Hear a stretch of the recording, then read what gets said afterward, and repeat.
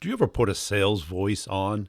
You know, the real, like I put a podcast voice on. It's a little bit more energetic. It's a little bit more excited because I know as a listener, you want some energy. You don't want monotone. And I think that's okay, isn't it? We're always kind of playing a character. But in sales, do you put a sales voice on? You might need to at certain times. Like if you're giving a presentation, you might want to be more animated, more interesting, more excited. So part of it's okay. But another part of it is a little weird because if you sound like a salesperson, you get treated like one. Today, we're going to be talking about how do you become great at sales when you're not extroverted, when you not only don't like to be around other people or you're uncomfortable. It's not that you don't like to. I think we all like to be with friends and family. That's easy. We're comfortable. They know us. We don't have to pretend we're someone else. They accept us for who we are. But in sales, we have to talk to strangers.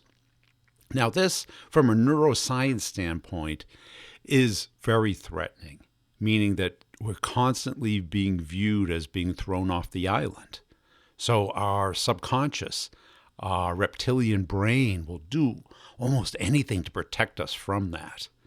It will give us signals to, run, freeze, or flight. So, but in sales, we're in this mode most of the day. How do we manage this and how do we develop it? Now, a lot of people can see this as a deficit. And if you allow it to control you, it is. But if you're able to manage it and come up with a way that works for you by getting the other person to talk, showing interest in them, it can become a superpower. In Malcolm Gladwell's book, David and Goliath, he gives a lot of examples of how people who have adapted around a weakness, and he focused on dyslexia, which I happen to have. And what people do is they find different ways of solving the problem. And if you have it or you know somebody who has it, it gets misdiagnosed as a kid. You get labeled as slow. It's not that you're slow, it's that your brain is seeing things scrambled. And it's harder to put the letters in order, and everyone else finds it natural. So you come up with different skills. And what he did was he studied dyslexics, and he found that a great percentage of them were very successful, but also a great percentage of them were in prison, meaning that they couldn't adapt around a particular element of their personality. Now, being extroverted and introverted, that's, I don't know whether we're born that way or we adapt. It's probably some mix of it.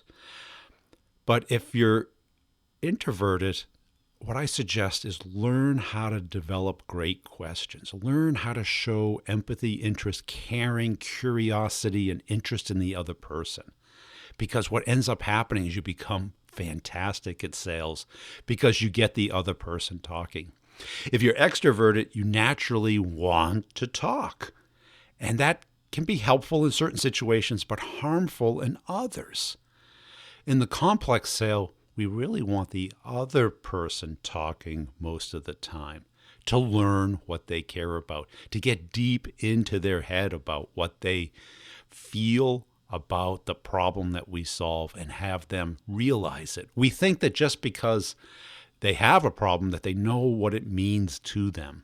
Most of us, we push our problems down and we don't address them until they become critical. But that's what selling is bringing that problem up, making it a priority right now, today, to fix it. So we've got a great guest on today, somebody who's 100% commission, which means that they have to sell. And I think we go through this journey of how she has adapted her introversion into becoming great at sales. And if you watch her on YouTube, where I put the video of the interview, you would think, well, she's not introverted. But it's just something that we adapt. And don't think for 1 second, if you're an introvert, that you can't become great at sales. If you look at the couple 200 great salespeople that I've interviewed, I'd say at least half are introverted and maybe only 10% are extroverted. Only about 10% are that gregarious, life of the party person who always has a story and everything. Most of them are just very calm people, very curious, very interested in the other person, very relaxed, and almost a little nervous during the presentation or the interview. Let's get into this. Hey, look for the YouTube channel. I'll be posting. I did a webinar with CoVideo about the science behind connecting with other people. It's get away from spam and the automation and talk about how people connect with strangers. It's kind of an intro to the course, start the conversation, get the meeting, of which, if you're in the course already, check out the last office hours. When you have several students in there on the office hours sharing their journey about how they went from either not embracing the course, fighting it a little bit, to adapting to it, and then all of a sudden getting a week full of meetings. It's exciting to hear and great to know that it's working for people and it's changing their business, getting the whole deals. I told them, it's like, you haven't bought the second course. You can't close the deal yet. But also what's happening is the community. People are sharing little nuggets about what's working for them with technology, tools, techniques, approaches that are around the course and how they're scaling it. So if you're in the course already, make sure you check it out. Office hours is the second to the last chapter. The very last chapter is the one-on-ones. And you get to follow someone's journey from, first adapting the course to having great success with it. Also check out our friends over at CoVideo. Video email is a game changer. It's one of the ways that you can show things from your screen, show value, show a connection with somebody. Maybe not on the first one. It shows too much effort on the first one. But the second and those follow-on conversations is a way of adding value and connecting with the other person. That law of proximity with video is enforced. So check it out at covideo.com. You get a 14-day free trial. Make sure you tell them you heard about it on The Brutal Truth. Let's get into the interview. Hey, Hayden, welcome to the show. As a way of getting started, give us a little background on yourself. All right. So I'm Hayden McDougall. I'm born and raised in Cleveland, Ohio. I did my undergrad at Miami University, where I studied marketing. Took the first job that kind of got its hands around me and started working for E&J Gallo Winery, their leadership development program. Moved out to DC. And then that job took me down to Mississippi, where I currently am. And then Cintas reached out, and I accepted a role as a uniform sales rep, and here I am. How do you like it? I love it. Every day is so different. I'm selling to every different industry, all kinds of different industries. I'm in healthcare, I'm in government, school districts. One day I could be selling to a hospital, and the next I'm in a mechanic shop, or heading over to the local law firm that needs polos for everybody. There's little something that you kind of make it what you want, and it's been a blast. Kind of, every day is so different. But yeah. Cool. And you're out in the field? I am. I'm always out in the field. Even with COVID, I actually started this job in January, and they said, hey, this is awesome. This is fun. And then COVID hit, and they said, figure it out. And I've managed to figure it out. And I still do things pretty similarly to how reps did it before. We keep the social distance and everything, and we're in and out of businesses. And, you go bang down doors and try to figure out what people need and how you can help them out. And it's been a huge pleasure. And, I've had a lot of success just kind of continuing banging down every door I can. And how's it compared to were you selling wine? Is that how it Yeah. So I was wine and liquor. It was a lot of fun. It's the perfect job coming out of college. I remember going into career fair senior year. Exactly. You come out of senior year and I'm like, all right, so what do I want to do? I saw Gallo had the longest line at career fair. I was like, man, I'm staying in this one. Everybody must want it. It must be fun. So I went with them and Hershey, and, I said wine or chocolate, and I ended up choosing wine out the door. They had a good development program. It was perfect. The company environment was amazing. And basically what you did was, it was account management. So you're going in and out of liquor stores, and I was in Montgomery County, Maryland at the time. So I was going in, trying to make them increase the amount of product that they're bringing in. Gallo's book is huge.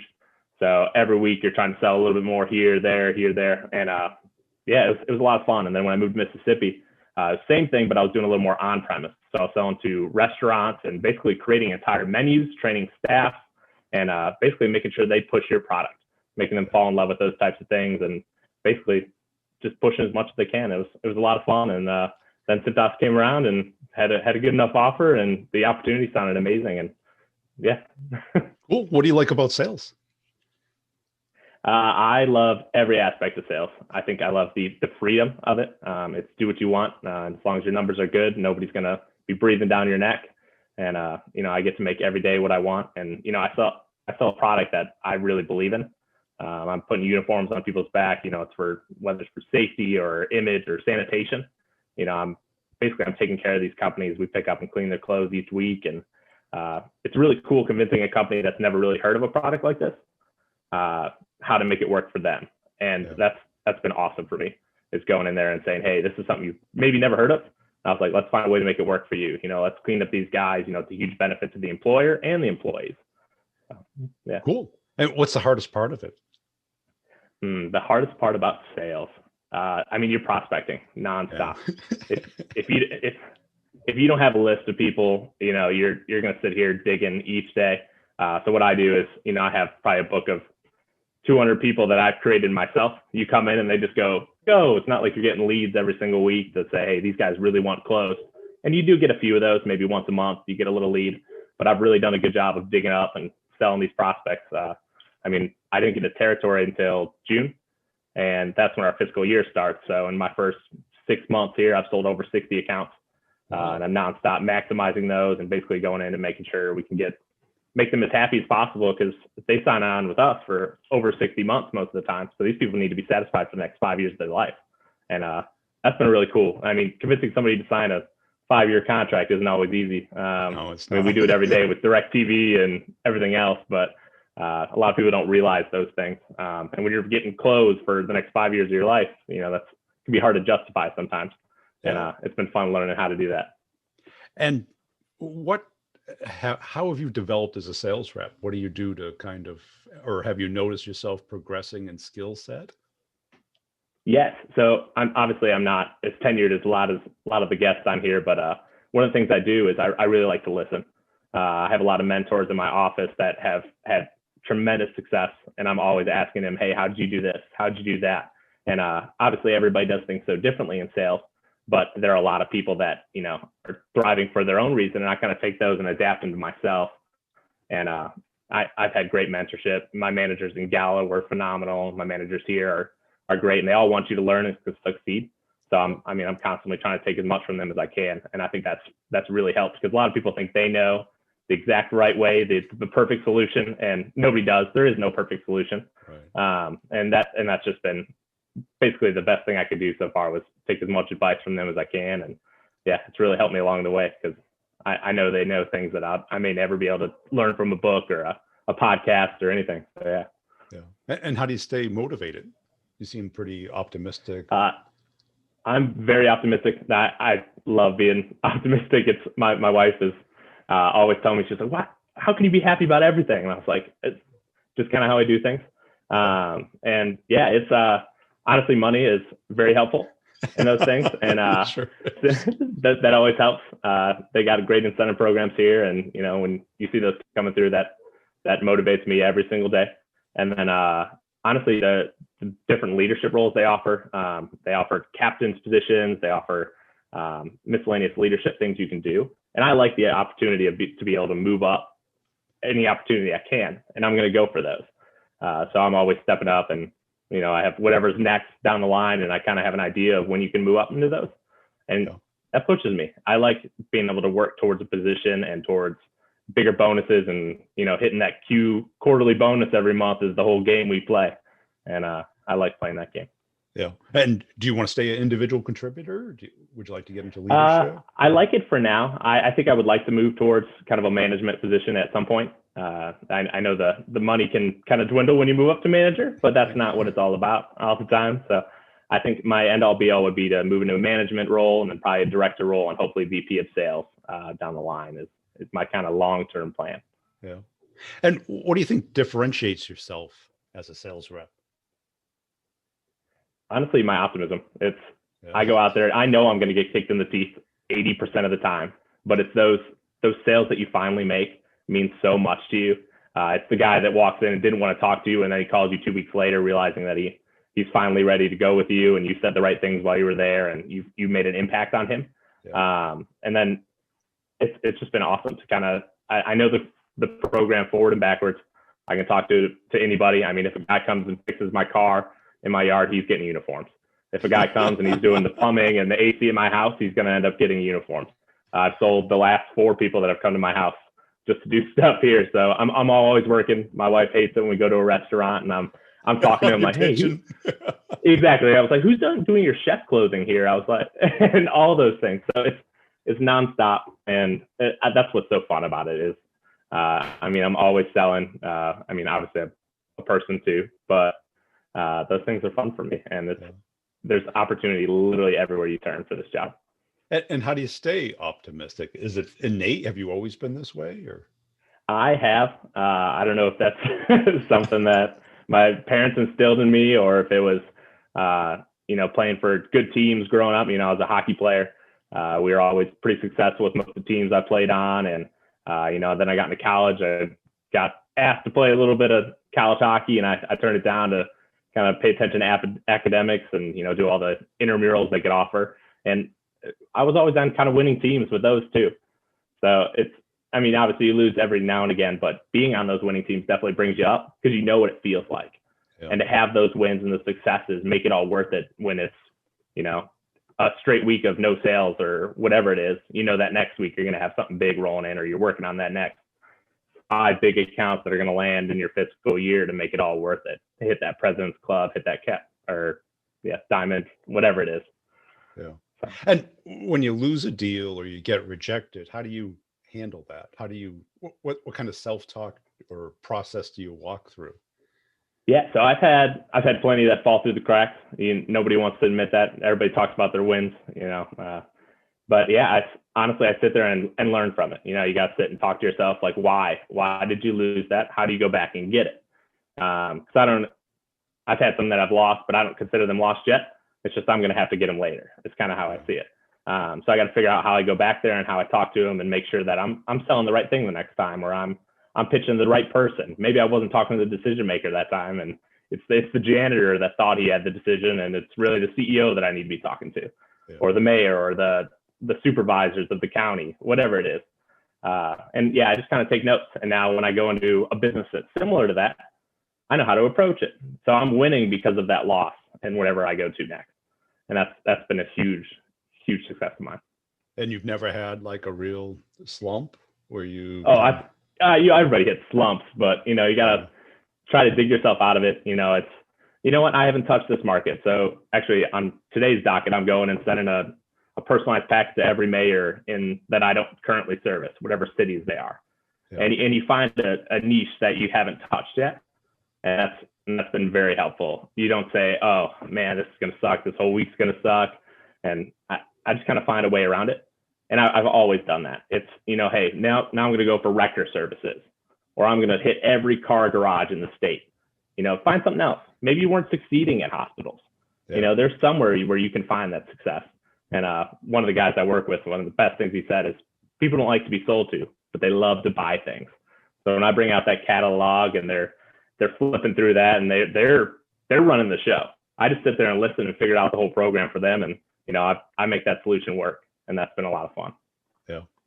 And now, what do you do now to kind of stay and keep your optimism? You keep focusing on the positive side of things? I'm always trying to find whatever it is I got to learn from Cintas. Maybe it's a new product. Maybe it's a new I mean, we're adapting. We're coming out with new things every day, whether it's sanitation wipes or a spray service or hand sanitizer solutions. I figured out a way to sell that. It's not in my normal book of things, but it's a way to get in the door of places that might have kicked me out before. Everybody needs these things. So if I can get in there and say, oh, hey, we got sanitation wipes now and uniforms and floor mats and it's just a new way to look at things. So when we're coming out and adapting, it's been a lot of fun. Yeah. Cool. And the only thing I've seen with very optimistic salespeople is they don't see what can go wrong because they're not looking for it. Oh, I know what's going wrong, and there's always things going wrong, right. And I'm always looking for them. Yeah. I'm ready for that thing to go wrong when I'm sitting in the meeting and listening, and I try to find those ways to respond. It's one of the things Cintas teaches us is to hear that solution, make sure hear that issue, make sure that's the only issue, and respond to that issue. Kind of dig it all up, and then once you have the idea of how to fix those things, you make it happen. And I've really taken the time to listening is, I think, one of the most important skills in sales, because you sit there most of the time, they'll tell you everything you need to know. And if you respond correctly, you can make that sale happen. Yeah. And that's been a big help of mine. And do you consider yourself like a natural salesperson, or was there a transition? I don't know.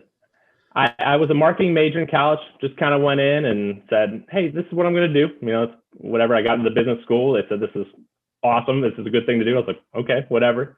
And I just kind of floated through college. And when they said you could work with wine, I was like, sweet, that sounds fun. Yeah. And went into that and ended up I always thought I was a relationship person. That's what I heard everybody says in all sales interviews is I'm good at relationships, but that's not what it is all the time. Sometimes it can be, sometimes going in and, be able to make that friendship and continue to add things. But when I see an account, I only see them maybe once or twice. I see them when I sell the account and then when I return to make sure it installs correctly. So I don't really need that relationship. It needs to be initial and needs to have basically be able to say all the right things they need to hear in order to make the whole sale succeed. And that's something I've always been on top of, managing 100 to 1,000 things, whether it's in college, I was in 8 different organizations with 3 fraternities and president of this club and, taking classes all at the same time. So I've always been a guy who could juggle 1,000 things. And then when you come to sales and, I'm working on 1,000 prospects at a time, you have to know when it's time to send that guy an email or when it's time to call this guy and follow up or send a seeder or check your book and make sure you're on track to hit your numbers. So I think just being able to juggle everything has made me a good salesperson. I can go in and, talk with whoever it is at the office about how they're succeeding and still have all my stuff in the back of my mind and how I can fix them based on what they're teaching me. So I don't think it's naturally born. I think there's parts of it that are, but I do think I've adapted and become a salesman. And I think it's in my blood now. And everybody that knows me says I was going to go into law or sales, and I never knew what it was going to be. And I'm happy I'm here. Yeah. And how do you keep everything straight? Do you have a particular system or process? I have a big Excel document that breaks it down into 1,000 different categories for every account, whether it's, hey, I could go out to that area and close that tomorrow if I wanted to, or it's, hey, here's the next steps. And it kind of breaks it all down into, I have a whole little system I do there. And then I use my calendar. I'm always doing, hey, Siri, remind me to whatever, whether it's tomorrow or next week. And, because you do forget those things. I could go into an account and he could say 8 things, but you forget it by the time you get to the next account because you're so excited to sell that guy. So I'm constantly, as soon as I get out of a meeting, we put it into a system we have. It's called Dynamics from Microsoft, and it's a great program for prospecting. So what we do is we put it all in there and basically make sure you do really detailed notes. And I keep a good calendar, and every Friday I make sure I know what I'm doing the next week. So I can tell my manager on Monday what I'm going to sell. I know exactly where I'm going to be and how it's going to work. And yeah. And how do you have like time blocks? Does every week look the same as far as like what you're doing each day, or? So they want you to. They have a whole system that they kind of give you when you start. It's like, hey, this is how we do this. This is what makes successful reps. But I don't exactly follow that. I have my own idea. People don't fall into our schedule. We have to fall into theirs. So I'm always trying to figure out what works for them. And, if they got to meet at Monday morning at 5 a.m., I'm going to be there at Monday morning at 5 a.m. To make sure everything works. And there's an idea that I kind of follow, but for the most part, I'm where they want me to be whenever it works for them. And then I figure the rest out on the way. And is it typically a one call close, or is it? So I'd say 30% of mine are one call closes. Yeah. And then probably 10% of all of that is, big guys who you got to see 4 or 5 times. But there's a good block of them that, you can go in and nobody's ever talked to them about a program like this before. And if you say the right things and sometimes the right price, not always, I try not to, but sometimes you have to. And it's been a lot of fun doing one call closes. And how do you know the right thing to say? Honestly, you can kind of tell as soon as you walk in and you have that book in your hand or you have that right garment. If I walk in holding some kind of Carhartt or a chef clothing that I can, tell them, hey, we're going to do all your laundry. We're going to take care of you every single week. They're like, oh, really? And you sit and explain the entire process. And honestly, it's very valuable how this works for a lot of these people. It's nice. And how do you compare yourself to the other reps that you see in the company? Yeah, so organized. It's honestly, everything's organization. I see a lot of people that kind of forget to plan here, or they think they're going to close one this week. And I don't know, having those in the back of my book, I can say, hey, here's 3 I'm going to close. Here's an additional 2 that are maybes. And here's one that I'm going to kind of go out on a limb on. And I have that every single week is what I'm going to do. There's a number you're trying to hit to stay at that, we call it PC pace. You got to pace there all year round. And I try to stay there as much as I can. And I notice a lot of reps aren't planning all the time. Yeah. But we try to make sure they are. And I try to help with others planning as well. Because if we win, we all win. I'm not a solo sales rep. I'm trying to make sure everybody's out there. And if another rep needs me to come on a call with them, I'm happy to do it. Because really that's me kind of moving in towards those management positions, hopefully down the line. And I think if I help them now, it'll all pay off in the long run. And how far ahead do you plan? Is it just a week ahead, or 2 weeks, or 3 weeks? I'm planned with the big accounts. I'm planning through about March right now. And that's about 4 months ahead from where we are. Yeah. I have an idea of when I can land each of these, or maybe they're with a competitor and, they got a contract going and I got to pay attention to that. I'm always paying attention. I have an idea of where I'm going to be. I know roughly what I'll land at end of June fiscal year. And I mean, you got to know, you got to sit and say, all right, if I land all these big guys, I'll hit diamond pace this date. And it's something I learned from my mentor. He's been selling for this company for 18 years. And he's taught me pretty much everything I know. And I don't think everybody gets that benefit of having somebody alongside them that's doing the same thing for so long and doing so well at it. And he's really turned me into the salesman I am today. And I owe a lot to him. And now I'm trying to give it back to other people on the way. Yeah, but you don't hear many people planning beyond a week. No, it's nobody. There's a lot of people that just sit here and they're like, I don't know what I'm doing tomorrow. Right. And I'm so on top of those things. I remember walking into one and I was like, hey, call him in 6 months and 4 days, because that's when his contract's up. And you're going to be the first one there at his door. Like, hey, I'll have a custom shirt ready for him and, ready to get some ink on the paper. And I think that's helped me a lot. It is, because you get to look at your whole business instead of reacting to what's hitting. Exactly. And so many people get caught up.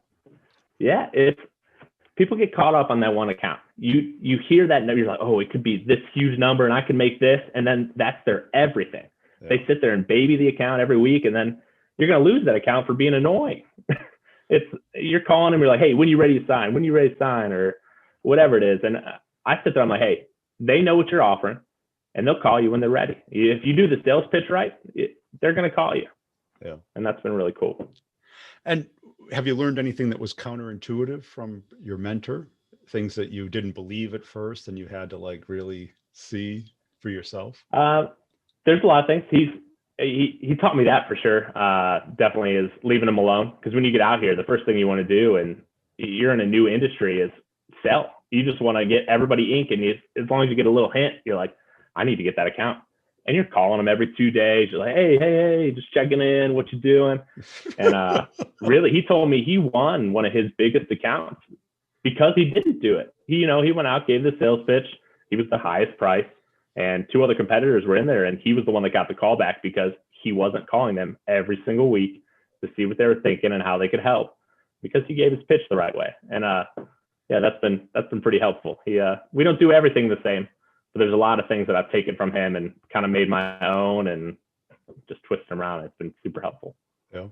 And what do you wish you did earlier? I mean, you're still kind of new to the job, but I'm sure you've kind of looked back and you go, I wasted a lot of time doing this or that. I came out pretty fast with this job. I banged on every door. I had 400 business cards sitting on my desk and had sold 2 accounts in my first month. And I was like, what's going to happen? You get so nervous because there's a lag time of learning a new industry. So when I came in January, you do the whole training period and HR and the whole 9 yards, and they pretty much just throw you out there and say, good luck, after they've given you the proper training.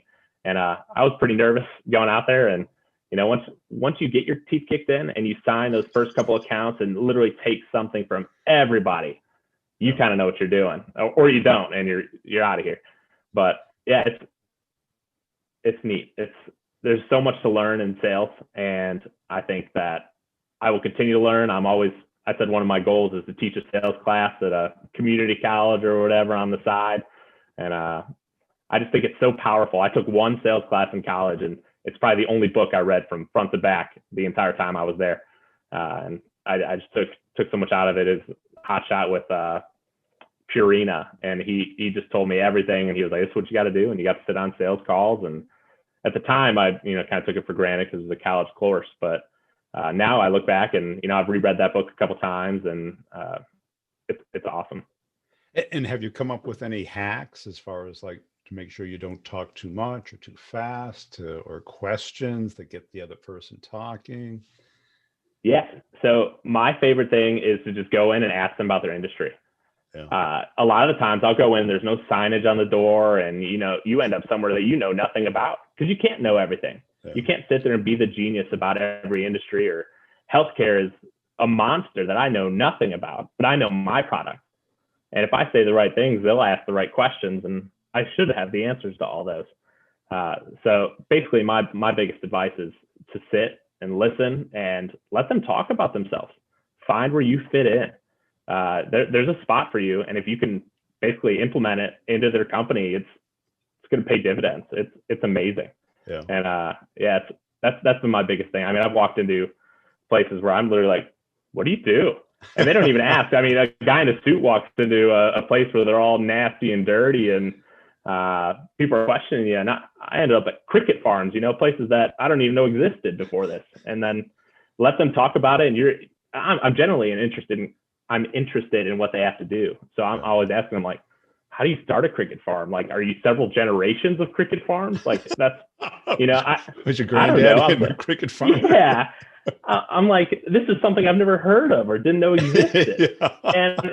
And so when he realizes I'm interested, he's like, wait, why are you here? And then I get my whole side of things and kind of make it work for him. And that's been awesome. Well, was there a cultural adjustment, going from Ohio to Maryland and now to where you are? Yeah, definitely. I'm a Midwesterner by trade. And then to head over to DC, where things were, fast paced, or Maryland, it was kind of all tied into one. That was similar, a little faster, which I'm totally okay with. And then I moved to Mississippi and had to slow things way down. Had to learn that college football is life. So now I support teams and realize whose feet not to step on when I got down here. And basically, I just had to figure out what they liked and where they wanted to spend their money. And I made sure it was with me. And does the suit really cool. work for you or against you? It does. I actually got asked this the other day, because some reps like to wear a polo or just a dress shirt. And honestly, it gives me a lot of power, I think, when I walk into a room. And I've been asked if I was IRS when you're walking into a mechanic shop, and you got a little book or exactly, or whatever it is.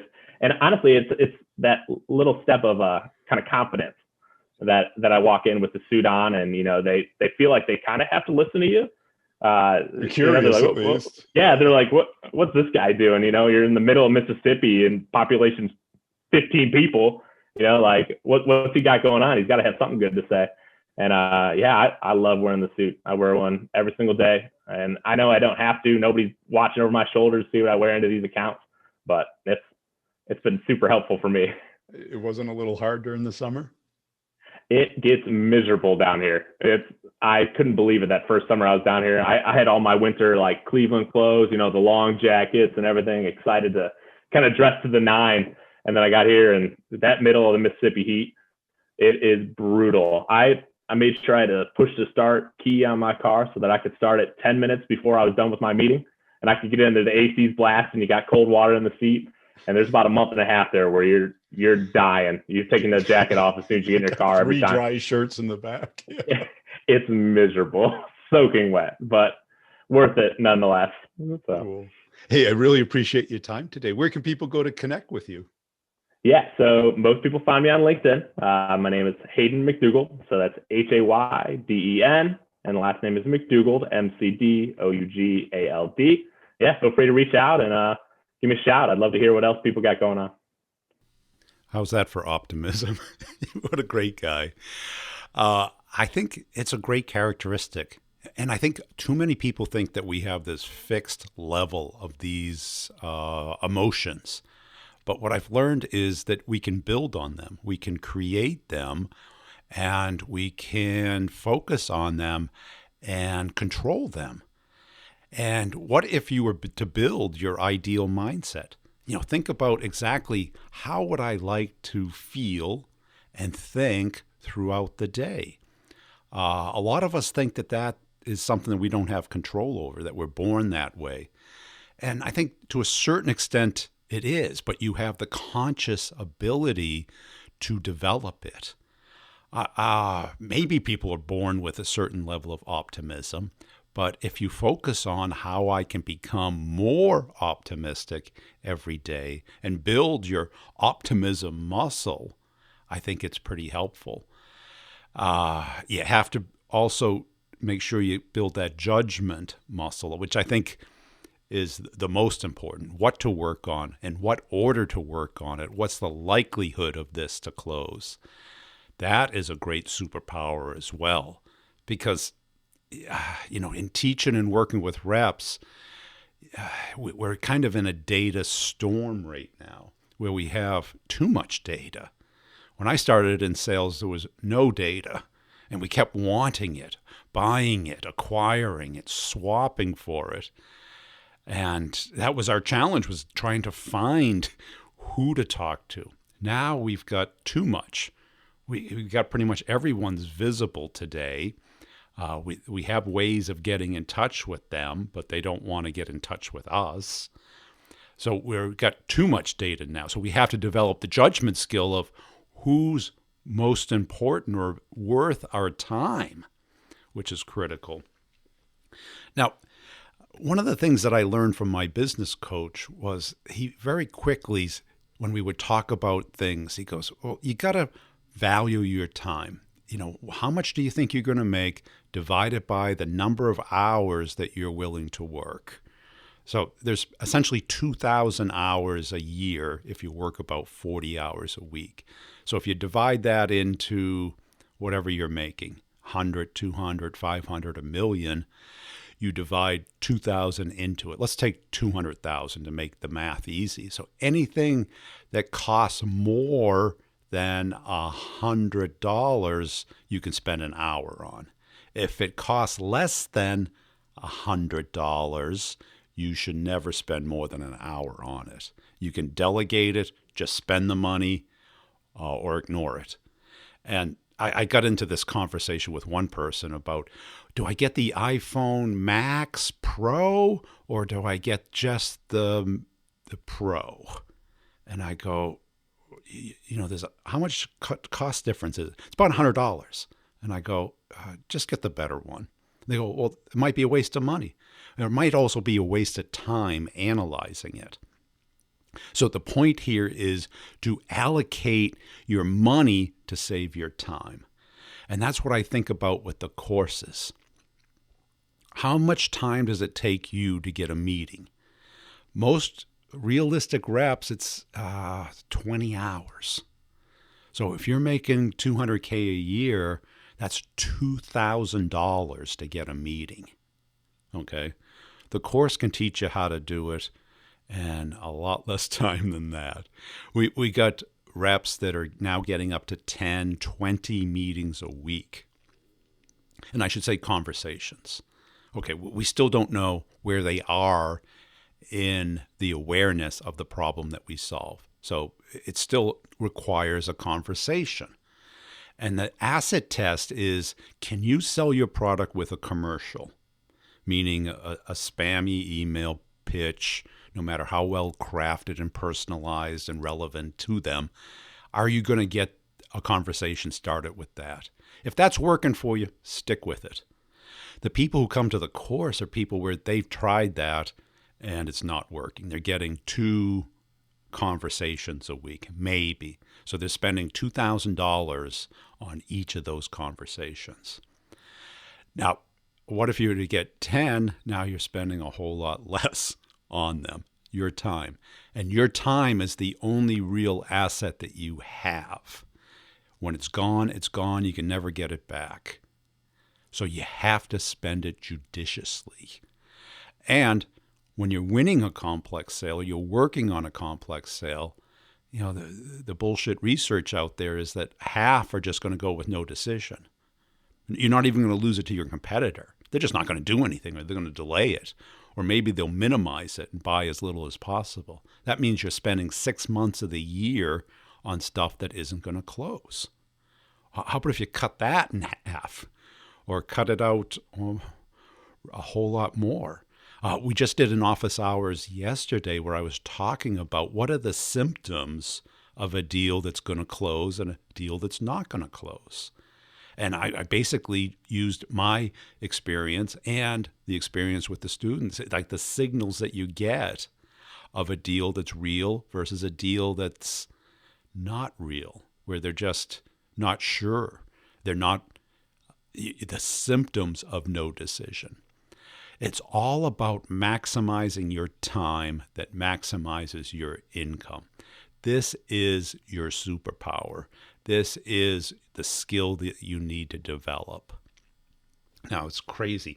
I put out as a quote or a post about the 10 things that require no talent. And I was shocked that reps were pushing back. Some reps, very few, but some. I mean, this is like show up on time. If showing up on time you think is a talent, sales is not your game. I'm sorry. Yeah, I get some reps can't manage their calendar. That's not a talent, folks. Add the thing to your calendar. Put a good reminder on there that gives you enough time to adjust. Pick a time that works for you, that might work for you. Don't be one of those calendar shufflers where every day they just reprioritize their calendar. No. When you put something on your calendar, make it like it's written in stone. Why? Because that's what builds trust with somebody. Nothing ruins trust more than not showing up or not being able to manage your time. If that's a talent, I'm sorry. And when I say talent, I mean something that really requires effort, requires education and practice. Doing a little bit more, being open and coachable.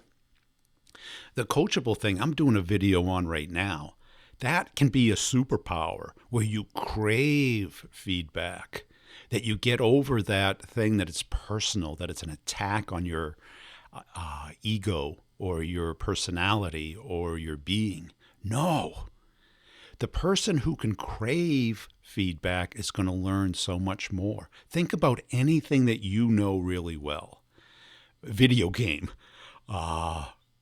whatever it is, any sport of any kind. And ask yourself, okay, you do it, you reflect on it, you do it better next time. That's the circle of learning. Now, if in the middle where you get feedback, if you can't take that, how can you become better?